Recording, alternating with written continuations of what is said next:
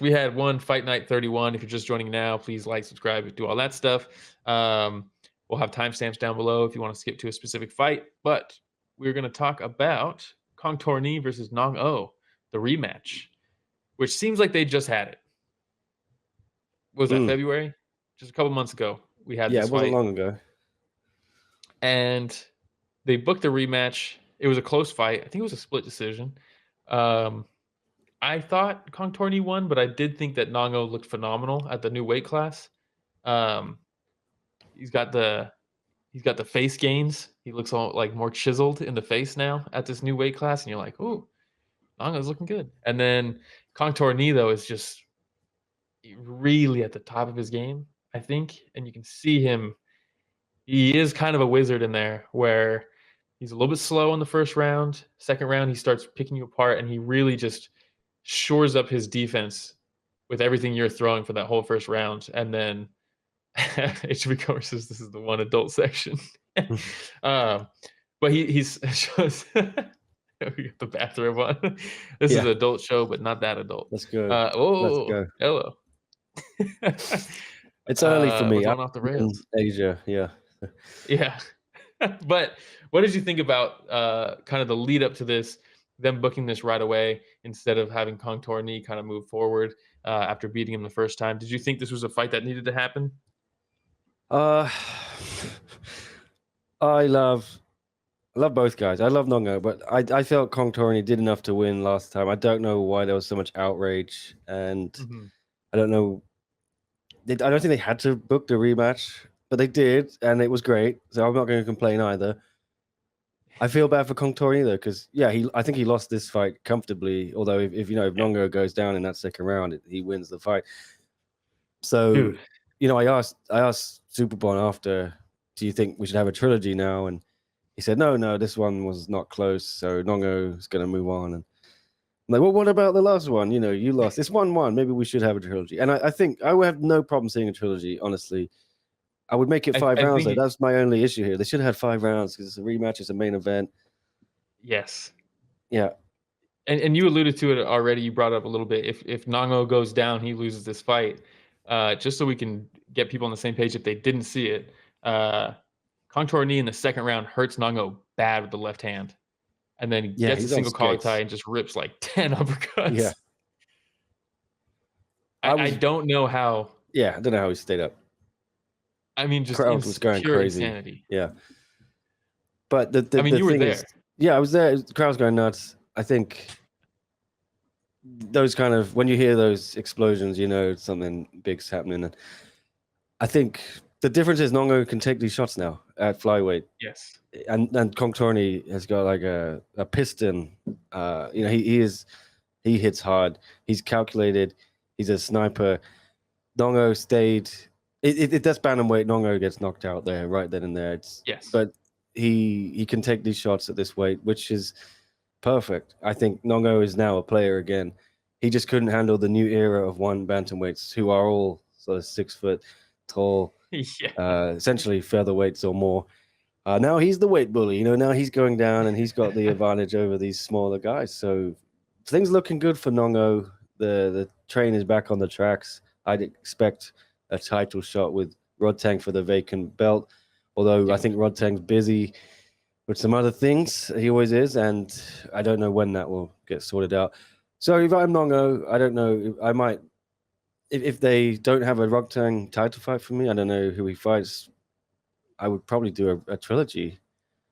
I think that's the best fight out there for him. I think you could argue trilogy and do that for like an interim or something like that. I know some people are talking about that. The interim with the vacant belt is so weird. It's sort of admitting Rodtang is still the champ, but he's not. It is weird. They're in a weird position. And like you said, Rodtang's got other things. I don't know if those get sorted out. So maybe this does happen. Just take Rodtang out of contention for the belt, because I think every fight Rodtang's in is more important than a title anyway. True. And he doesn't need the belt for the money for these fights he's getting lined up. I can't really say so much. I have heard some interesting things about what is in the pipeline for Rodtang, but whatever it is, even if it's just a Haggerty trilogy or whatever, he doesn't need a belt on the line for these things. True. Just get flyweight moving again. And when you want to bring Rodtang back to reclaim the belt, you can do it. But I think what, are we going to wait 5 years Rodtang, for him to stop having all these super fights? I don't know. yeah, I think Rodtang with the belt is just kind of pointlessly limiting. Like it makes matchups not happen because we don't need this to be a title defense, and it doesn't put the division on hold if he is going to go out and do this crazy super fight at a catch weight somewhere. Like you said, Rodtang doesn't need the belt. I think you do maybe do the trilogy if Rodtang's got those big super fights. The division needs to keep going, and both these guys I think are clearly at the top. So Yeah. you might as well. I just would say as well, I thought Kongthoranee looked a little off, and I don't know why he switched things up and went to PK Saenchai for this, and he had Prajanchai in the corner and everything. He had worked with new boxing coaches. I know sometimes change can be good. I don't think he needed to change. I thought everything was going so well for him, the setup he had. I did not see any reason for him to do something different. I don't know what happened, why he went and did it there, why he felt he needed to. Whatever it was, it didn't work. He looked worse in this fight than he did in the last one. Well, I will say Sometimes change too. isn't good. Yeah, I will say too, the first round, it looked like, to a lot of people would probably say it looked like he struggled with the volume of Nong-O in that first round, but I would say that that's kind of how Kongthoranee fights first rounds in general.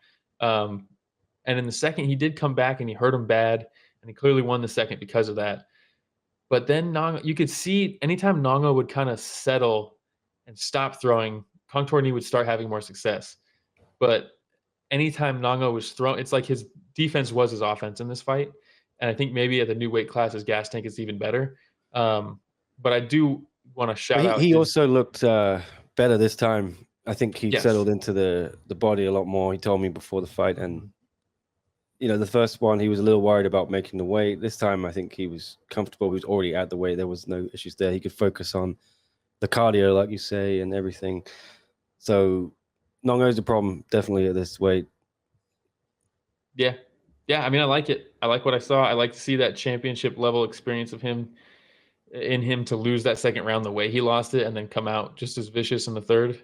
Yeah, look. Cool. Yeah, the first round of Kongthoranee was so frustrating watching him. Just he was waiting. He was hitting some nice counters, but it was the volume, like you said, too little. Yeah. I don't know what he was thinking. I know he starts slowly, but you can't afford that against Nong-O. You I got mean, to. I wonder if too he just didn't expect that type of tenacity from Nong-O in the first round, so he thought I can chill here, I can land my counters. But if you can gum up a counter striker with just constant attacks, that's kind of what Nong-O did. But it was a great fight. If they do it a third time, I'm sure it'll be great as well. It was intense. Yeah, very good fight. Yeah, but we can move on. We're actually going to skip the co-main, unless you want to give your breakdowns of the grappling of Abdulla. I'll be honest, I didn't see it. I was backstage interviewing, so So we'll I move. just We'll move yeah, on.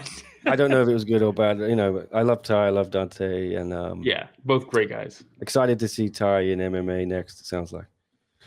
Yes, yeah. If you didn't see Nick's interview with Ty, where he says he brought up Adrian Lee, and I was like, damn, dude, Yeah. we got to come after my boy like that. Yeah. Well. But okay, we can move on. What do we have next? It is Alipourandi versus Liam Nolan. Am I pronouncing that right, Nick? Abolfazl Alipourandi, I think, something like that. Yeah. Oh, you got the nice little inflection. Well, I interviewed him after, and the translator was, because I was calling him Abolfazl, but apparently it's Abolfazl. So Abolfazl. All right. yeah, Well, I appreciate the insight because I would have pushed it this entire segment. Abolfazl. We just call him Abolfazl. Yeah. Yeah. But he looked great. He took this fight on short notice. Liam Nolan coming out of retirement. Let's just get right into it. We'll show the finish. Big head kick. Yeah. Yeah. Nasty head kick. The walk off. And that's obviously going to be it. There's no way you're getting up from that. This was pretty shocking to me, I'll be honest. Because for me, Abolfazl, I apologize. I'm not familiar with your game. I am now. because goddamn, they're kind of feeling each other out. They're making good reads. They're slipping each other's shots. I thought Liam looked like he was comfortable and in control, and maybe that was his downfall a little bit. And he clearly, if there's a picture of the high kick landing, and he clearly thought it was a body kick. There it is, right on time, Rich. Thank you, Rich. But man, I just don't know if I don't know where his mental headspace is at going into this fight. He retired, he comes back, he gets an opponent change last minute. It looks like I just don't know where his head is at on the. Did you talk to him? I don't know if I saw any Yeah, interviews. I talked to him a lot. I've known him for a few years now, and I've always felt Liam Nolan lacks self-confidence, and he doesn't believe himself as much as other people believe in him. And that when you get in the ring without that belief, things like this will happen. And I think he got talked out of retiring by Chatri, and I did catch up with him in the hotel after, shook his hand, everything, and he said, I gave it one more go. I tried my best, but yeah, I think it's like this. I was right to leave, and no regrets now. But yeah, it sounds like he's going to retire. And I think it's the right decision. Yeah. I love Liam Nolan. That dude could be a model. He's devastatingly handsome. Yeah, like he could go be like Vampire Kugate, do a bit of modeling on the side. I love Liam, but what I would say to anyone is, you do not take a short notice fight against a guy from an unknown from Mehdi Zatu's gym, Venom Training Camp, because he's got a factory line of killers who you don't even know exist, and they're just waiting for a chance to show that. So if I'm Liam, I would have turned down the fight after Nawzet Trujillo pulled out, and they gave me a random Iranian dude from Mehdi's gym. I would have said, nope, no way. Yeah, because they're just killers waiting to make a debut in one. And yeah, this is an awesome finish. And that guy has got a crazy story. Go watch my interview with him. He broke down in tears. Oh, jeez. He's been working for this moment for a long time. So sad it happened to Liam, but good for Abolfazl, my new man from Iran. Yeah, and if you need to, in the description for this has all of Nick's socials, so definitely check him out if you don't already, because he gets great interviews from guys that I think a lot of people, at least in America, don't get access to that type of stuff for a lot of the one championship fighters. So if you want to know more about the fighters, I think Nick's probably the best resource. Well, thank you very much. Yeah. I just can't believe he didn't get 50K as well. Neither did he. That blew my mind. Yeah. That blew my mind. Especially with Nong-O got it, and fair enough, but getting it for a decision over a head kick KO on your debut, don't have to give one only. Like, they should both have got it, and Dayakaev we'll get to in a bit. But yes, and actually, I think we can move on, and this one's going to be quick. Lucas Gabriel versus Zhang Lipeng. Largely, I think, yeah, Genevieve, if you're still on the stream, Genevieve, which it looks like you are, I'm sure you were happy with this one. Genevieve loves blood. She loves fights with blood, and this one had plenty. Gabriel, jiu-jitsu guy, grappling is fantastic. I thought his striking looked phenomenal in this fight, though. I was really surprised by his striking in this one, especially because Zhang is so dangerous. I don't think Lucas is even going to entertain it.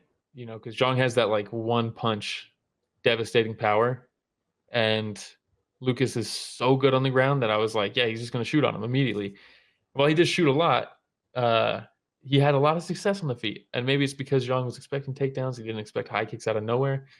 But long story short, Zhang Lipeng, I don't think he broke his nose, but he definitely cut it over the bridge. It didn't even look that bad, to be honest, the cut itself. But it bled buckets.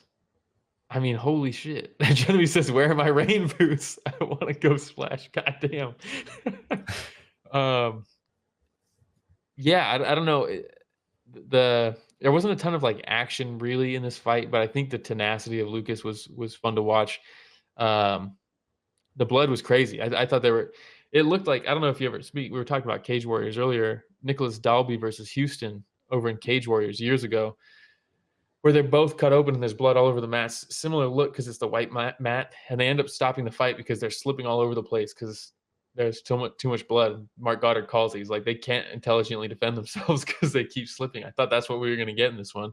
But for me, the big story was this. Hmm. What was this like? Were you interviewing people backstage when this happened, or were you in the crowd? No, I stayed around because I was just observing it. It was funny because he got out of the ring initially, and I was like, okay, they're not going to give the guy an interview for whatever reason. So he left the ring. Then I saw Mitch get back in the ring, and he was frantically asking, like, towel, towel, I need a towel. There's so much blood.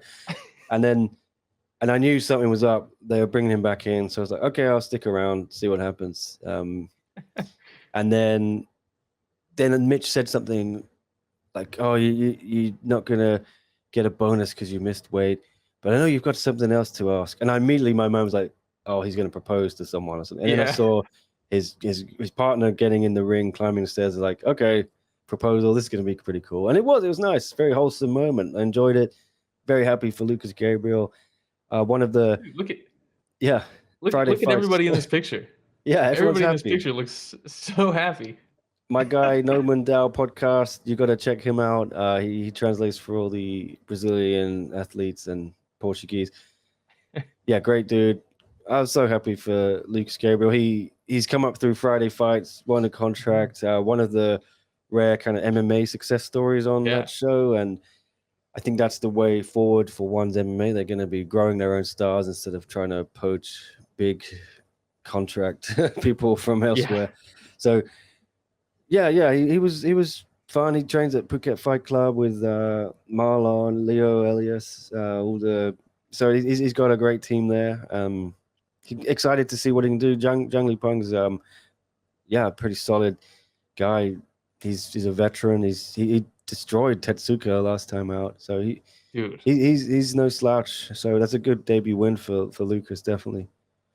Yeah, he did miss weight though. Yeah, so he needs to get with the hydration thing. But yes, and that does help with grappler, right? But yeah, okay, we can move on. It was a feel good moment. I really liked the contrast of them clearing the ring so they could clean it to set the stage for a proposal. Was just, I mean, come on, this sport is just too good. But we can move on to something that will break some people's hearts, including mine. Dayakaev versus Saemapetch. When they booked this fight, I'm like, what are we doing? Why are we doing this? We don't need this. That is Saemapetch's role now. He's just there to get knocked out by prospects, and then every now and then he's going to knock one of them out, I mean, goddamn, dude. That being said, Saemapetch still another one of those guys who is a wizard in there, and you know what you're going to get from a guy like Abdulla. You're going to get heavy aggression, heavy pressure, and a lot of punches coming at you.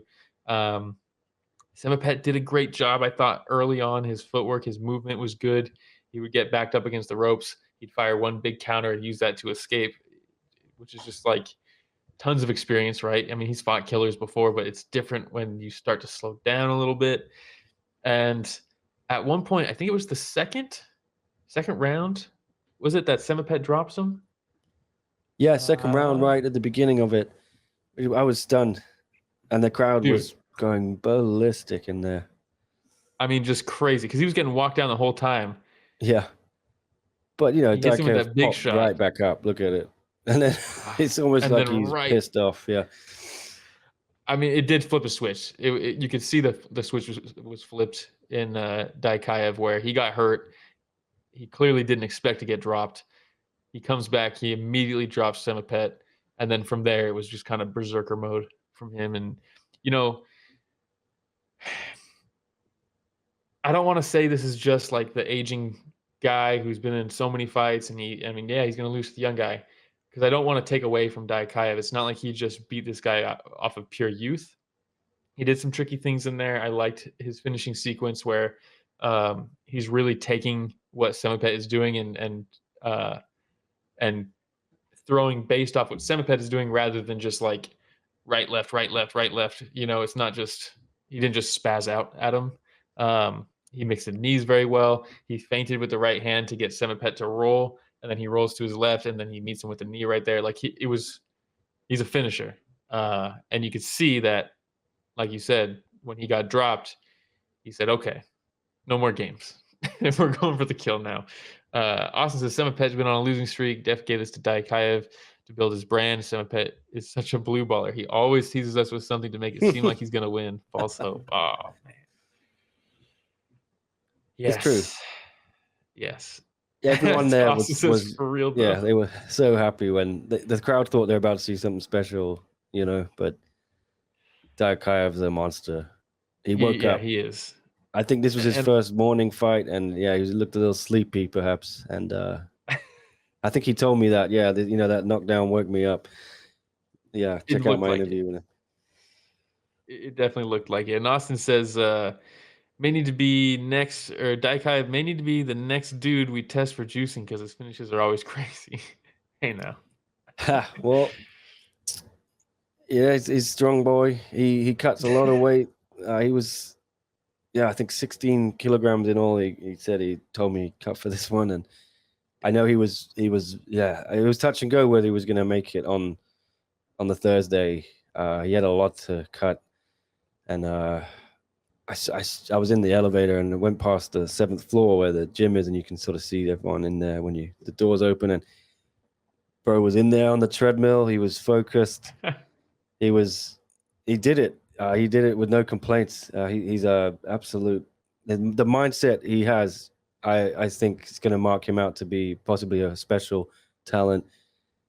He was not happy he didn't get the 50K, especially after going through all that sacrifice and pain. But yeah, I think not many bonuses.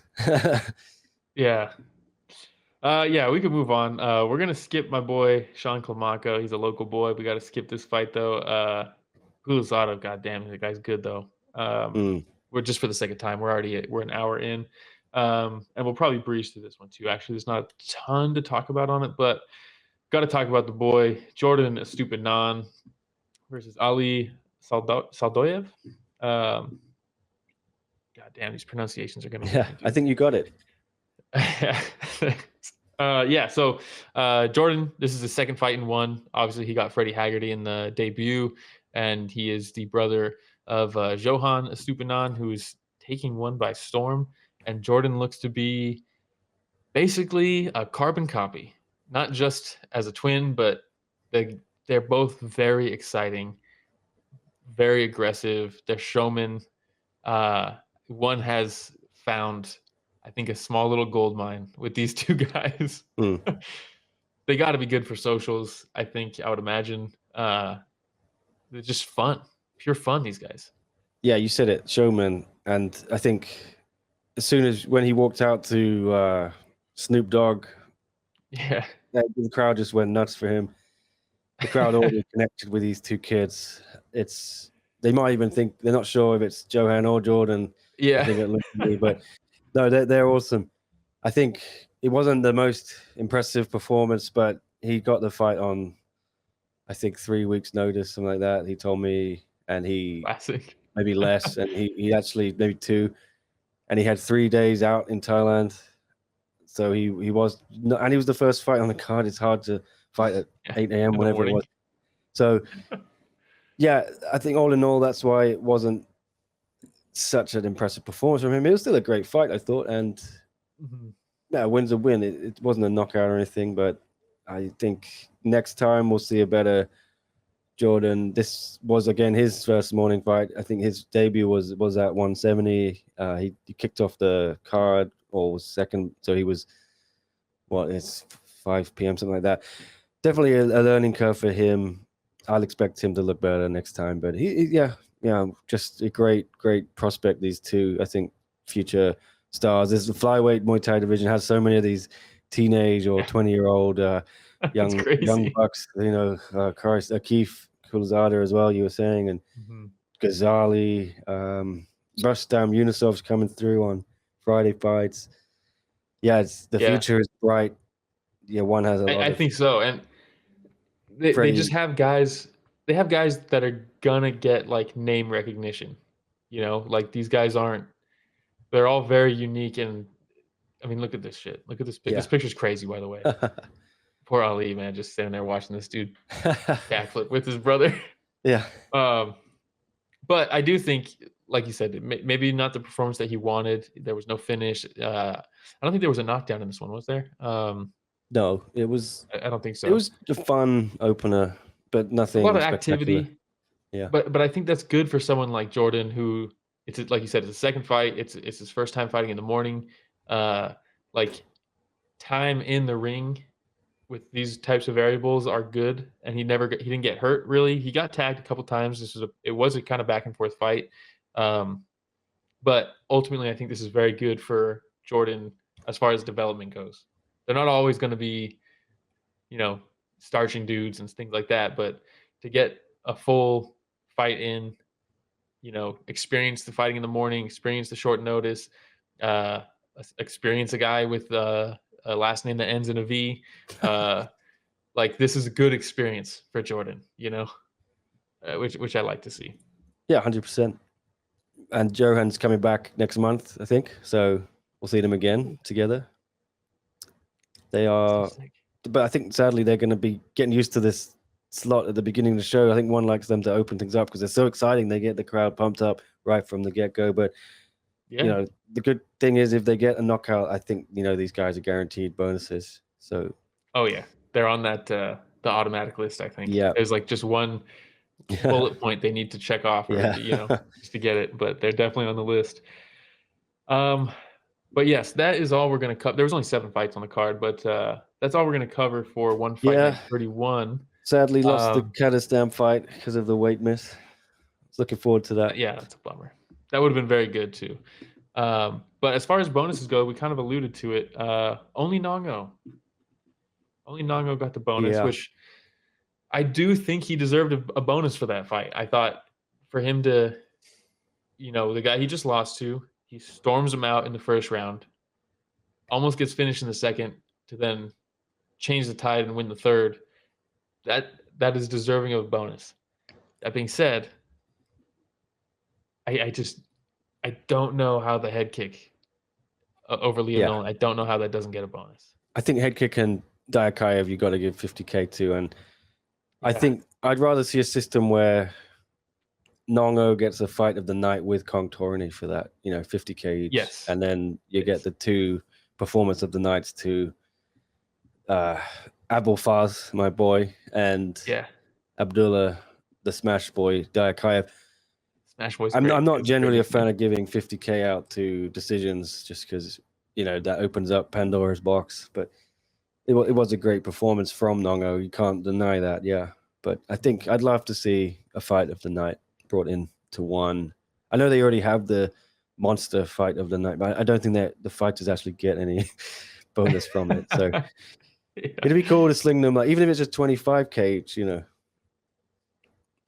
Yeah, something, right? And they've done it a couple times. I think Pet Garfield versus Nupang Na got both Yeah, of them got I think they bonuses. do on Friday fights because the bonuses are smaller, obviously True. 10,000. It's very rare to see a double 50,000 in one championship. I think Stamp and Wonder or Supergirl got it.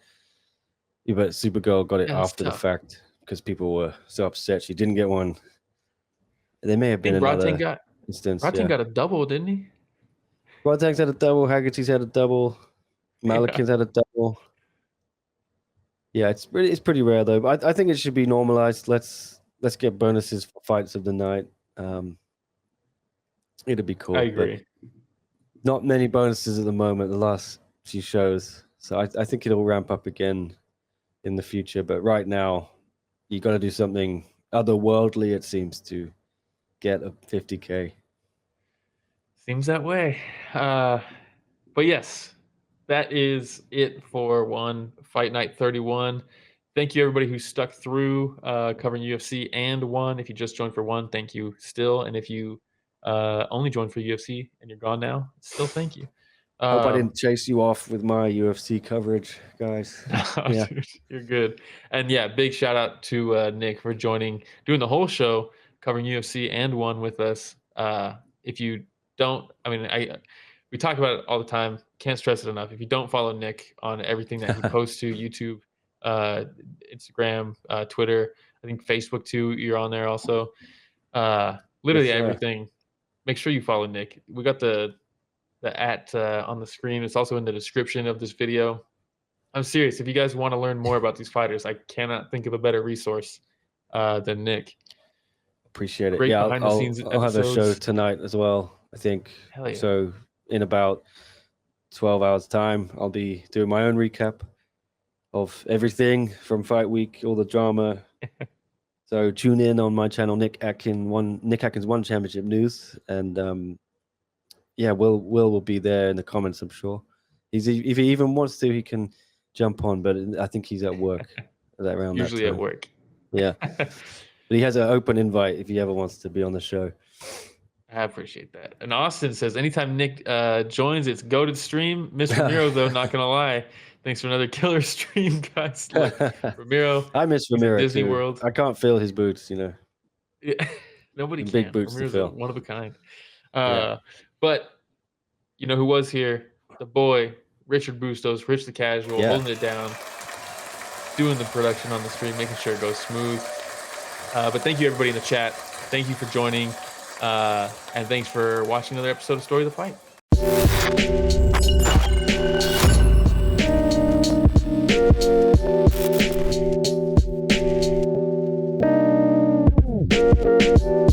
Hey everybody, Ramiro and Will here. Thank you for watching that short clip. Just so you know, that was a small excerpt from what we covered this last Sunday, right, Will?